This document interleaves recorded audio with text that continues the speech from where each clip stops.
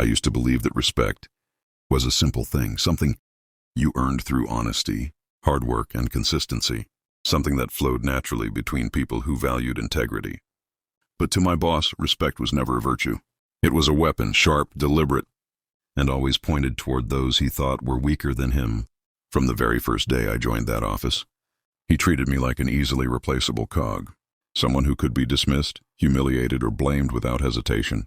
I would show up on time every day, complete every task given to me, stay late whenever needed, and do the things that others were too lazy or too afraid to touch. But none of it mattered, because in his eyes I was expendable. At first I tolerated it. I kept telling myself, he must be stressed. He must be under pressure. He'll change eventually. But one day, everything changed. One incident, one moment, one humiliation, and that moment rewrote the rest of my life. It was a regular monthly meeting. The entire office staff was gathered in the conference room. My boss called me and said, "Bring your laptop. Come quickly." I didn't think much of it. I grabbed the laptop and went inside. As soon as I entered, I noticed something strange. Everyone was unusually quiet. My boss stared at me with a smirk. Then he pointed to the space in front of the table. "Stand there." I did, and then he began. Right there, in front of every colleague, every senior, every junior, he started tearing me apart verbally. "Everyone look at this guy," he said loudly.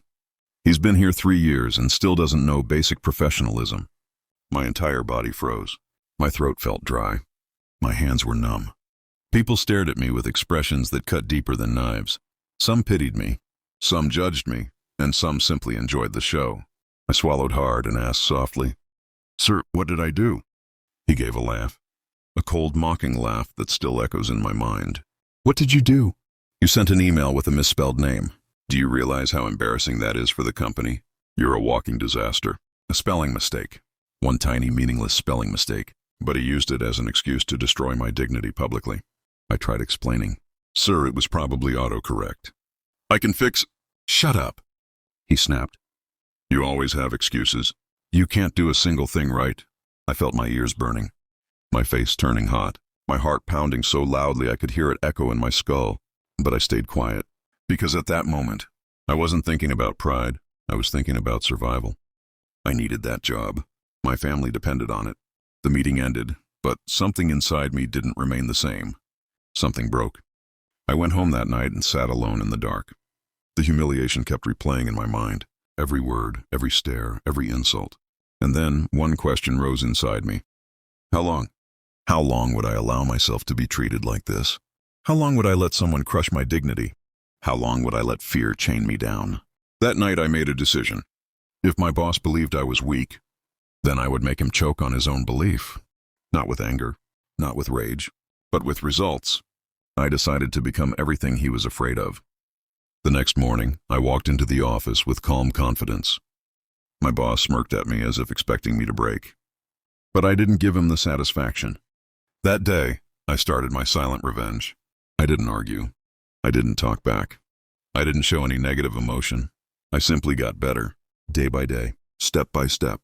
I improved every skill I had. I studied after office hours. I mastered tools and techniques. I handled clients with perfection. I eliminated mistakes entirely. My performance went from good to exceptional, and slowly the office started noticing. Great work. Impressive improvement. You're becoming one of our best. And each compliment burned him from the inside. At first he was confused, then irritated, then insecure, because for the first time, someone he had always treated like a doormat was rising faster than he expected. He came to my desk one day and said, "Is this your way of showing off?" I looked him straight in the eye and said calmly, "Sir, I'm only doing my job." That one sentence hit his ego harder than any argument could. He clenched his jaw and walked away. But the more he tried to control the situation, the worse it got for him. Because people started coming to me instead of him. They trusted me more. They valued my input. Clients preferred me. Directors noticed me. And my boss? He started fading. He hated it. He panicked. And then, he tried to sabotage me. The company was about to receive its biggest project of the year. A massive opportunity for growth and recognition. Naturally, my boss tried to take the lead. But the client pointed directly at me and said, "We want him to handle the project." My boss's face went pale, but there was nothing he could do. I became the project lead. Within 2 weeks, the client praised my work so much that the entire company was impressed. Directors congratulated me, my colleagues admired me, and my boss slowly shrank into a corner. But insecure people always make desperate moves. He stole an internal file, made changes, created an error, and blamed me for it. He called a meeting, pointed at me, and said, "This mistake will cost the company money. He is responsible." But what he didn't know was I had already anticipated this. I kept backups, logs, evidence. I plugged in my laptop, connected to the screen, and displayed everything. Silence. Pure silence. The truth was undeniable. One of the directors slammed the table and said, "So you tried to frame your own employee?" My boss's face turned white. He stammered. He panicked. He failed to justify anything. Within a week, his authority was revoked, and shortly after, he was removed from his position altogether. The day he was fired, I saw him packing his things inside a small cardboard box. A security guard stood beside him. He wasn't the arrogant loud man anymore. He looked defeated, broken, empty. He saw me walking by and whispered, "You won." I gave him a calm, soft smile. "No, sir," I said. "I didn't win. I just became the person you never expected me to become." He lowered his eyes. I walked away, not because I hated him, but because I had outgrown the version of myself who once feared him. Revenge doesn't always mean destroying someone. Sometimes it means rising so high that they can no longer reach or hurt you. I didn't ruin his career.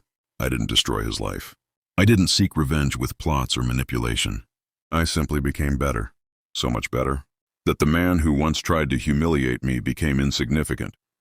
Today, I am a senior project head at the same company, respected, valued, trusted. And when someone asks me about my journey, I smile and say, "My boss tried to break me, but by mistake he built me."